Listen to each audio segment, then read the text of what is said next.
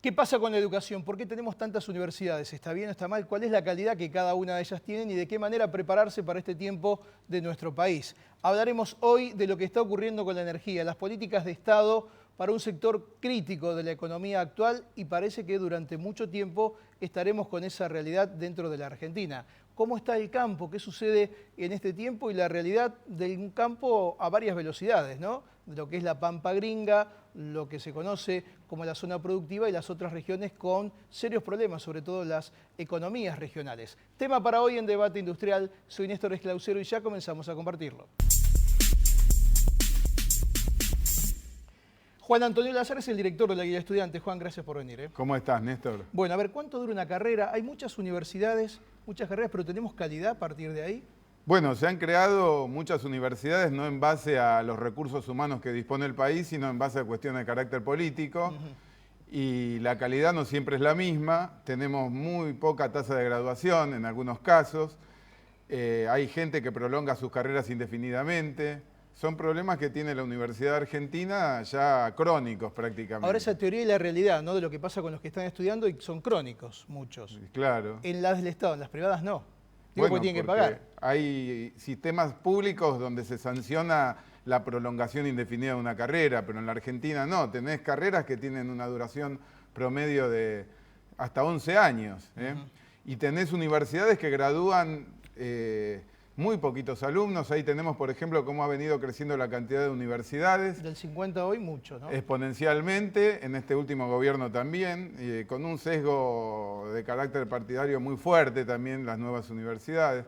Y también tenemos una enorme cantidad de alumnos, pero que no se condice con la cantidad de graduados. ¿No? Es decir, que hay muchos que inician y no terminan, decís.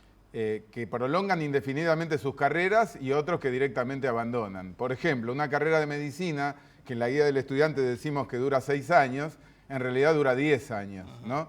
Una carrera de abogacía está en los 8 años aproximadamente. ¿Y eso es malo, es bueno, es lógico porque tienen que trabajar? ¿Por qué crees que sucede eso? Y bueno, por distintas causas. La más importante es la dispersión que hay en el alumno, que pierde los 2, 3 primeros años, aprende a estudiar, ¿no?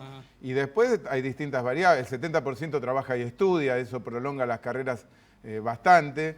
Y después tenés el otro factor que no hay una disciplina del estudiante, un ritmo de estudio, entonces se prolonga la rendición de exámenes finales indefinidamente. ¿Y esto es conocido por los alumnos? Digo, porque vos que das charlas, por ejemplo, para saber qué carrera estudiar y cómo orientarlos. ¿Es un detalle que contemplan los chicos pensando que quizás tienen que trabajar y que hay carreras que le van a ser mucho más extensas? No lo contemplan y los padres se asombran. Por ejemplo, muchos chicos quieren ser, me dicen, quiero ser psiquiatra. Bueno, son 16 años la duración real, porque tenés 10 la carrera de medicina, 6 entre que terminás la especialización, digamos promedio. Sí. De manera que no saben, en una ingeniería estamos en el orden de los 10, 11 años. No se sabe eso, por eso nosotros lo difundimos. Recorremos todo el país. Ahora tenemos una agenda muy cargada, vamos a estar, mañana vamos a estar en General Arenales, Ferré, Ascensión, luego nos vamos a 9 de julio, después nos vamos a Unchales, después vamos a recorrer 6 ciudades de la provincia de La Pampa con el senador Marino.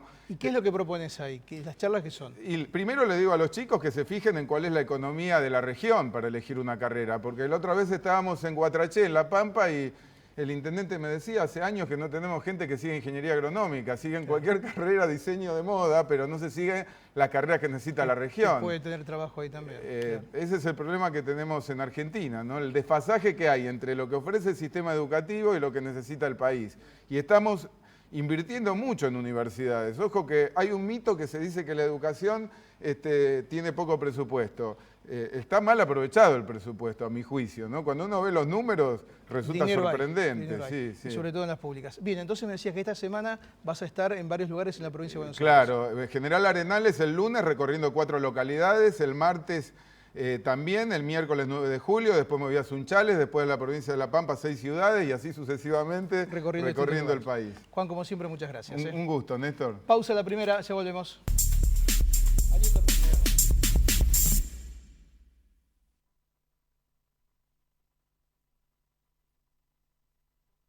Compomundo Corporate presenta la línea más completa de oficina. Equipos con el software que su empresa necesita.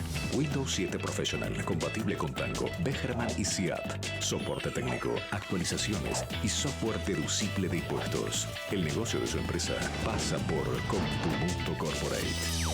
En Apart Hotel Rotuy te estamos esperando para que disfrutes de unas vacaciones únicas. En San Martín de los Andes, Apart Hotel Rotuy. Diferente a todo lo que conoces.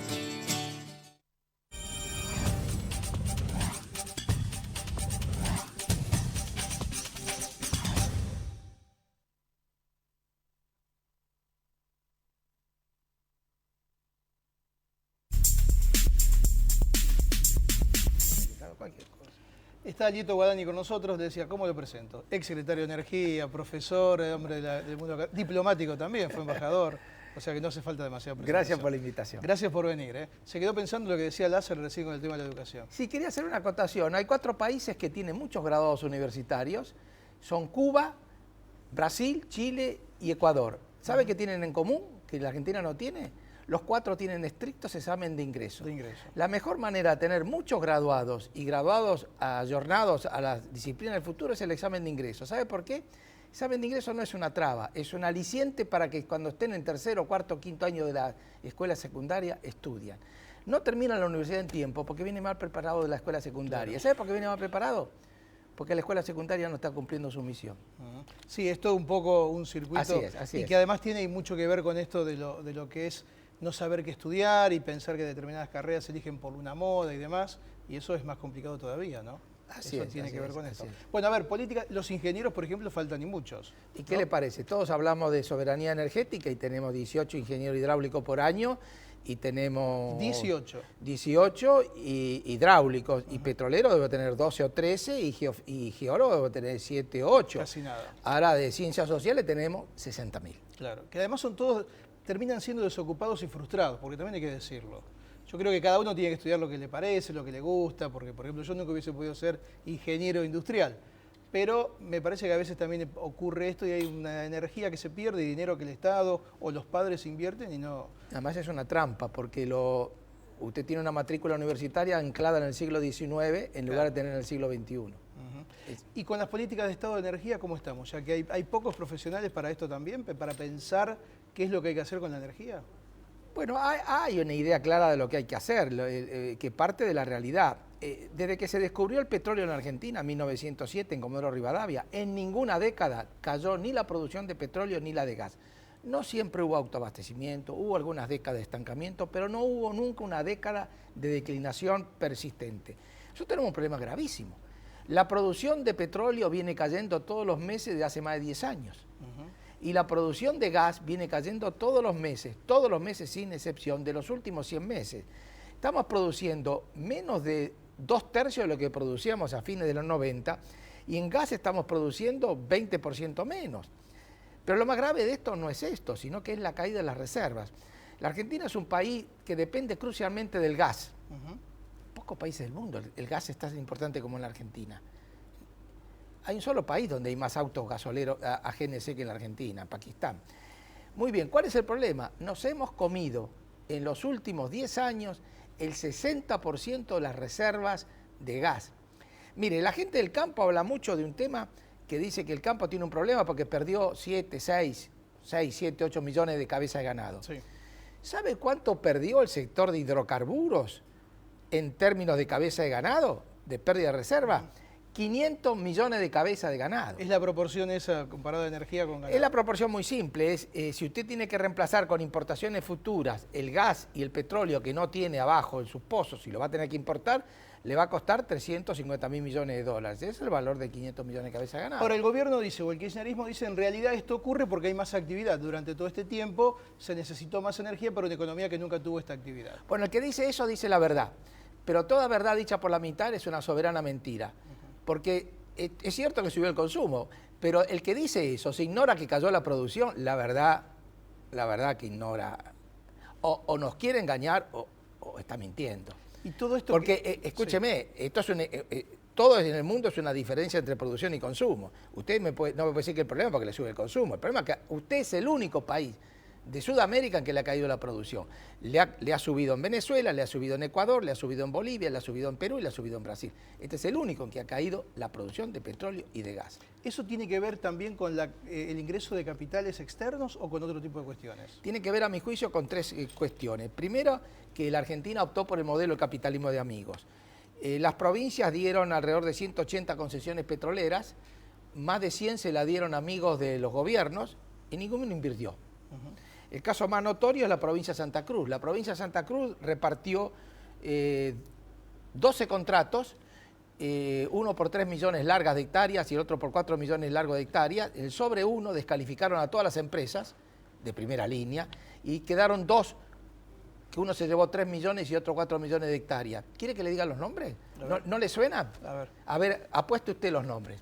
¿Quiénes son los dos contratistas que se quedaron ellos solos después que el gobierno de la provincia de Santa Cruz descalificó a todas las empresas? Lázaro Báez. Uno es Lázaro Báez y el otro es Cristóbal López. Claro. No. Quedaron ellos ahí. No le pago. Y atrás de esto hay otras obras hidroeléctricas adjudicadas. Bueno, eso es otra cuestión.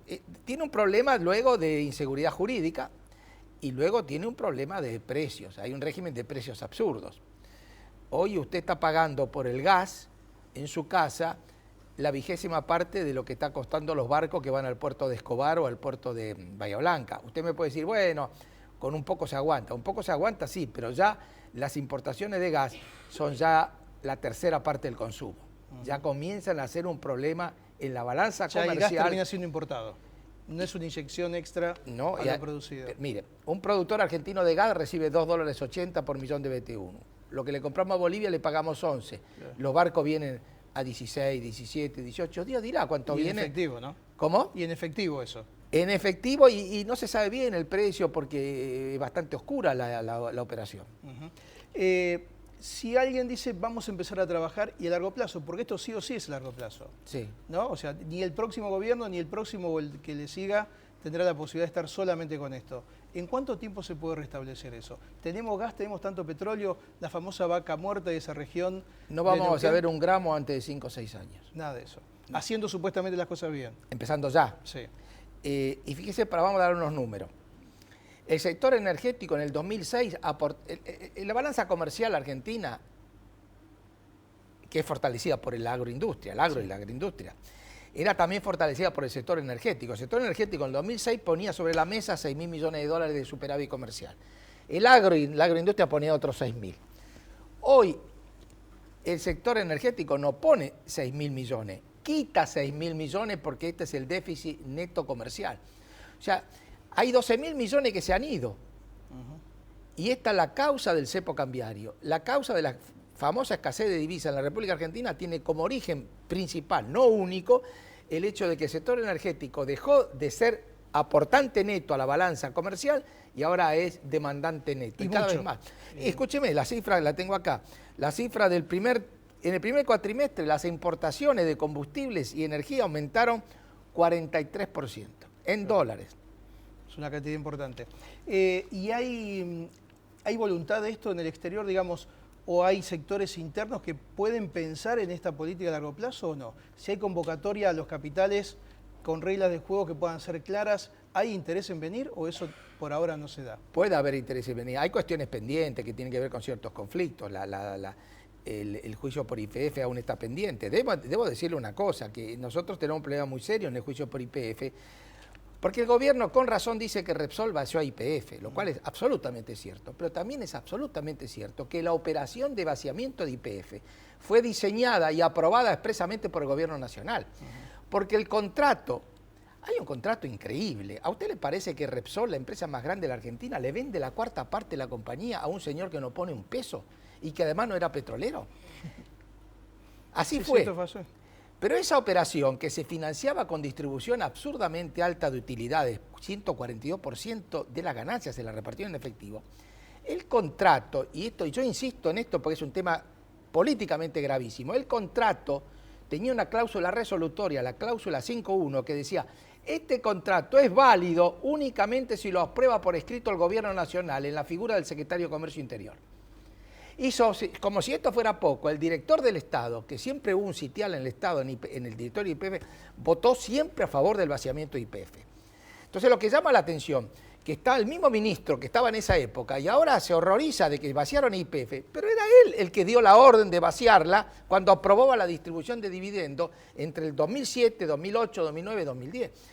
Y esto va a tener una repercusión en el juicio, claramente. Alito Guadaña, ha sido un gusto que haya venido. Muchas gracias.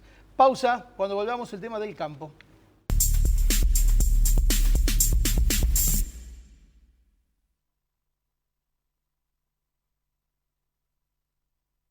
Anticiparse es parte del negocio. En estas fiestas, adelantá la compra de regalos de tu empresa y aprovecha estos beneficios. Amplia variedad de productos, órdenes de compra para Garbarino y Garbarino Viajes e importantes descuentos por volúmenes de compra. Conectate con nuestros ejecutivos de cuentas. Garbarino, garantía de confianza.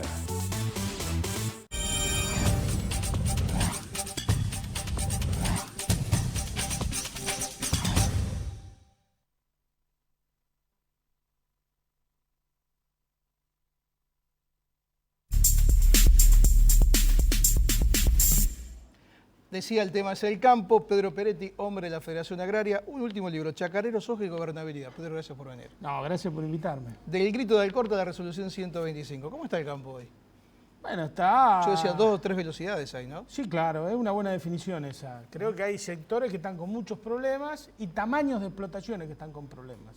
O sea, sectores y tamaños. Digo, hay un tamaño concentrado que realmente está amontonando una buena cantidad de dividendos ahora, más la soja está aumentando todos los días en el mercado interno, y hay un sector de pequeños y medianos productores que está con graves dificultades, y bueno, y yo creo que hay un gobierno que no entiende, no termina de entender cómo es este proceso, porque no termina de poner con claridad cuál es el sujeto agrario que quiere en la etapa que produzca los alimentos. Y yo creo que ese sigue siendo el debate central. Ahora, ¿el gobierno, el kirchnerismo nunca entendió el campo, o me parece a mí? Políticamente hablando, digo, ¿no? Yo creo que no sé, digo... ¿Cuándo estuvo junta la Federación Agraria con la sociedad rural? Nunca. Nunca. Pero bueno, eso también tiene que ver con posicionamientos no de tipo agropecuario, sino de tipo político. Yo creo que el debate de la política de alianza de la Federación Agraria y de la orientación ideológica de esta, de los últimos 2 años a esta parte, es un debate profundo y que merece un análisis aparte, detenido y detallado,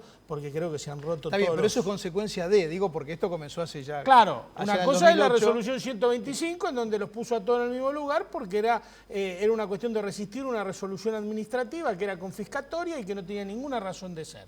Ahora, desde ahí, una vez que terminó, que la mesa de enlace fue un instrumento para conducir un conflicto. Ahora, de ahí, ese mismo instrumento en donde hay conflictos ideológicos e intereses tan cruzados se transforma en un instrumento para proponer políticas públicas, ya es otra cuestión y otro debate distinto. Al campo no le ha ido tan bien de manera sostenida como durante estos 10 años. Por propios y extraños, por la devaluación, por el sector externo, por esto que nadie pensaba que iba a ser y menos que se mantenga de la manera que se mantiene. ¿Por qué crees que ese sector, el del campo, es tan anti-CAP? Porque finalmente tiene una matriz de ese tipo, aunque la última elección no haya demostrado eso. Mira, yo creo que hubo una cuestión de mucha impericia política para manejarse frente al sector. Y el Estado no hizo, el gobierno, el oficialismo no hizo política en el sector. Evidentemente no tuvo política, la única política fue agraviarlo, ponerlo todo en la misma bolsa. Cuando se dio cuenta de este error ya era demasiado tarde. Y volver para atrás es una cosa muy difícil porque, bueno, cuando se lanzan las pasiones políticas, se lanzan las cosas, después, bueno, hoy encontramos que evidentemente hoy el debate del campo está cruzado por los posicionamientos políticos de los dirigentes. Eso es objetivo porque uno ve las convocatorias que se hacen y son convocatorias de partidos políticos. Y no es el caso de la Federación Agraria Argentina. La Federación Agraria Argentina no fue creada para sacar o poner gobiernos. La Federación Agraria Argentina fue creada para discutir la renta en favor de los pequeños y medianos productores. Y bueno... Hoy eso cómo está, esa relación cómo es, hay mayor concentración. He leído que los pools de siembra ahora están desapareciendo otra vez. No es así. Bueno, esto es un mito. En realidad habría que ver bien cuáles son los números. Lo que hay es una gran concentración de tierras y rentas en la Argentina. Eso es claro. El tamaño de la concentración, bueno, acá tendría que haber un censo agropecuario que lo venimos pidiendo hace tiempo. El último que se hizo en el 2008 fracasó, no se pudo terminar, sus resultados no se dieron, se gastaron más de 30 millones de pesos y no están disponibles. A mí lo que me parece que acá lo que hay que ir es a relevar seriamente 2 cuestiones. que necesita la Argentina. Primero, ¿quién es el dueño de la tierra? No solo extranjero, sino nacional. Segundo, hay que discriminar entre los productores agropecuarios activos y los productores agropecuarios rentistas. Exactamente igual que lo que está discutiendo la Comunidad Económica Europea ahora. Es decir, el que tiene la cheque y la alquila al que lo trabaja. Por supuesto, porque si estamos planteando una política pública diferenciada, la situación de ellos dos son distintas. Porque acá hay un error en el diagnóstico. Acá se dice esto es la continuidad del menemismo, y no es cierto.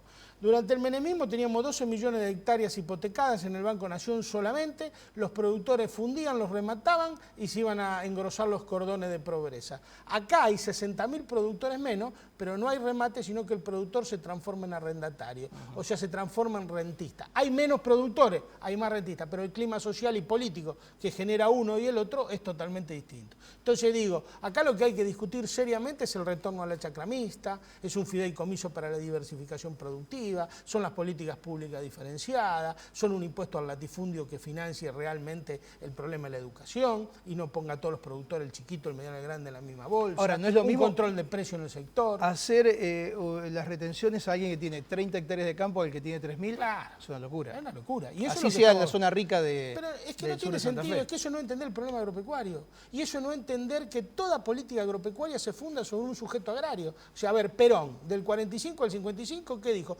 ¿Cuál era su sujeto agrario? El peón rural, al quien le hizo el estatuto del peón, y el chacarero arrendatario, al quien le prorrogó los arrendamientos e hizo 10.000 nuevos propietarios del 45 al 50. Lo definió con claridad y ahí apoyó su política. Ahora acá el sujeto agrario parece ser, no se sabe quién. Porque uno habla y escucha el relato y ve las medidas y no se sabe si es el pequeño, el gran productor, el pool de siembra, qué sé yo. Digo, acá hay que definir con claridad. Si es el pequeño y mediano productor, bueno, la cuestión impositiva también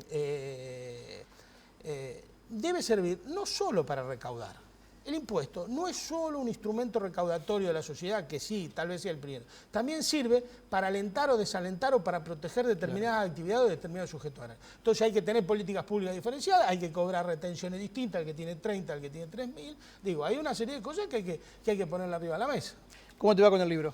Me va muy bien, estamos muy contentos y bueno, ya estamos trabajando en el segundo, que es la historia y la viabilidad de la chacra mixta en la Argentina, que yo creo que ese es el debate que le falta a la Argentina, porque... Y volver a la cultura del trabajo. Los pueblos están desapareciendo porque no hay cultura del trabajo por lo que contás. Sí, señor. O Eso sea, es absolutamente cierto. Es triste, pero es así. No, es la verdad. Son pueblos que tienen camionetas y coches 0 kilómetros impresionantes y casas y asfalto del pueblo destruido. En general lo digo, Sí, ¿no? sí. Hay un poco de todo, pero... No, tiene mucho que pero ver con eso es una descripción así, porque, fíjate, podríamos analizar muchas cosas, pero fíjate la última decisión sobre el tema del trigo, ¿no?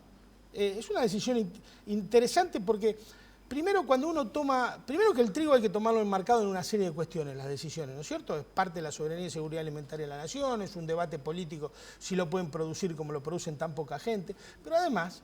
El trigo tiene 29.700 productores trigueros en la Argentina, de los cuales 2.000 hacen el 50%. A esos 2.000 le van a devolver ahora, por este fideicomiso, 300 millones de dólares sin ninguna contraprestación, solamente para que sean más felices. Digo, y son grandes. Y son muy grandes. Son todos grandes. Y yo te digo, si te la devuelvo, pero hacemos una fábrica de fideos, poneme... Claro. Te la devuelvo contra desarrollo del alguna lugar. inversión, ¿no es cierto? Contra algún proyecto. Pedro, gracias por venir. No, gracias a vos por invitarme. Pausa, tema precios después de ella.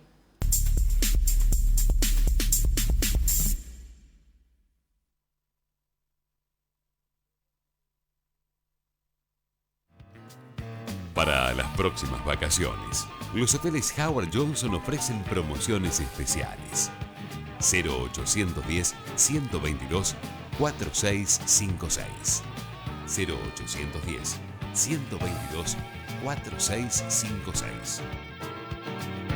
Howard Johnson makes you feel at home.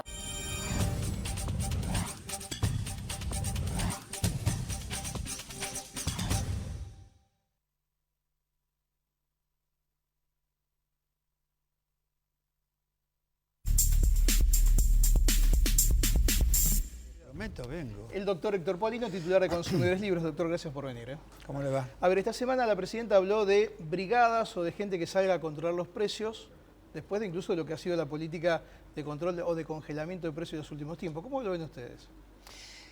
Mire, con preocupación, porque existen los organismos públicos especializados en este tema, tanto nacionales como provinciales y municipales.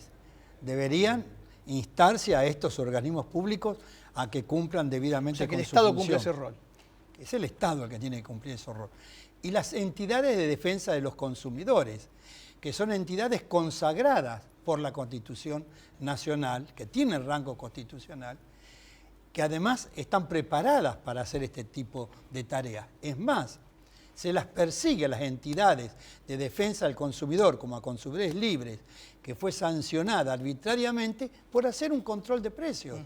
Control de precios que por otra parte nos lo obliga la Ley de Defensa del Consumidor. Por cumplir con la ley y decir que los precios aumentan, nos sancionaron, en lugar de sancionar a los formadores de precios, a las grandes cadenas de supermercados. ¿Los formadores de precios son los almaceneros de la esquina o viene de otro lado? No, el almacenero de la esquina no es formador de precios, son las grandes cadenas de supermercados, 5 grandes cadenas de supermercados, de las cuales 4 son de capital extranjero, concentran el 65% del total de las ventas en la Argentina.